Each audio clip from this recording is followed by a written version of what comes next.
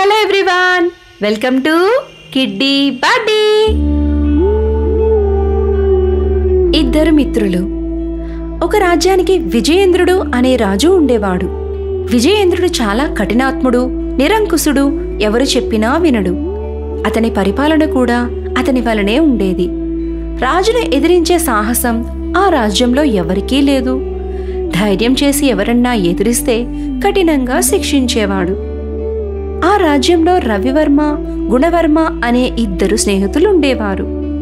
ఒకరి పట్ల మరొకరికి ఎంతో నమ్మకం, విశ్వాసం, అభిమానం, ప్రేమానురాగాలు చాలా గొప్పవిగా ఉండేవి.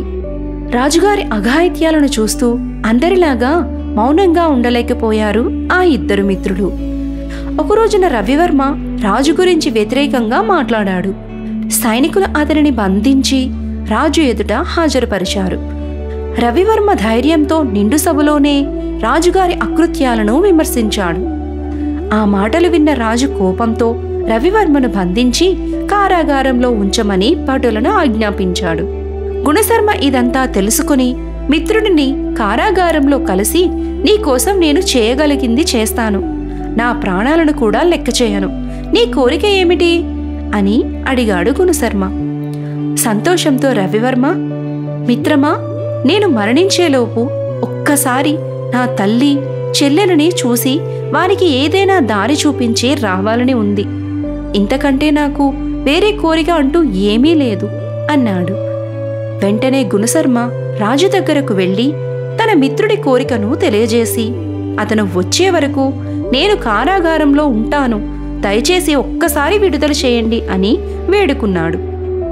చెప్పిన గడువు లోపల రవివర్మ రాకపోతే అతనికి బదులు మరణదండన అనుభవించాలి అన్నాడు రాజు. సరే అన్నాడు గుణశర్మ. రాజు అతని మిత్రుని మీద ఉన్న నమ్మకం చూసి ఆశ్చర్యపడ్డాడు. ఆ ఇద్దరు మిత్రుల గురించి అంతకుముందే తెలుసుకొని ఉన్నాడు. అందుచేత అతని కోరికను మన్నించి, సరే, నీ మిత్రుడికి 1 రోజులు గడువిస్తున్నాను, నెల తర్వాత ఇదే రోజుకు నీ మిత్రుడు రాకపోతే నువ్వు మరణిస్తావు అని హెచ్చరించి రవివర్మను విడుదల చేశాడు. 1 రోజులు గడిచినవి. రాజు ఇచ్చిన గడువు కూడా ముగిసింది. ఆఖరి రోజు సాయంకాలం కావచ్చింది. రాజు కారాగారంలో ఉన్న గుణశర్మ దగ్గరకు వెళ్ళి, ఏడీ నీ స్నేహితుడు? జీవితంలో ఎవ్వరినీ నమ్మకు, చాలా చిన్న వయసులోనే మరణిస్తున్నందుకు నాకు చాలా బాధగా ఉంది. నీ తెలివి తక్కువతనానికి ప్రాణాలు పోగొట్టుకుంటున్నావు అన్నాడు రాజు. ఆ సమయంలోనే రొప్పుతూ కోటలో ప్రవేశించాడు రవివర్మ.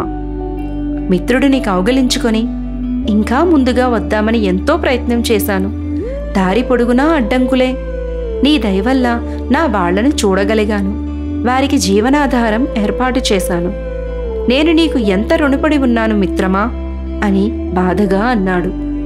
వారిద్దరి మాటలు వింటున్న రాజుకు, వారి సైనికులకు హృదయాలు ద్రవించినవి.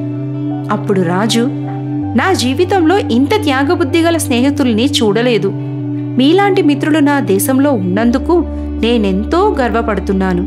ఈనాటి నుండి నేను కూడా ప్రజల యందు ప్రేమానురాగాలతో ఉంటాను అని రాజు ఇద్దరిని విడుదల చేశాడు.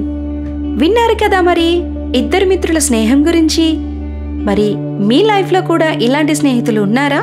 ఉంటే కామెంట్లో తెలియజేయండి.